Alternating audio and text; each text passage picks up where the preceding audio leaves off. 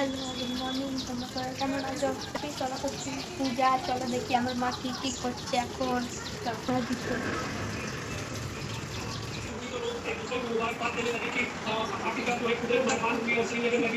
আমাদের আপনার বাংলা সিরিজ দেখো, এসব আমার মা করছে। আর একটা শশা পুষ্পাঞ্জলি দিবে, তো আমাদের বাড়ি জরুর আনা।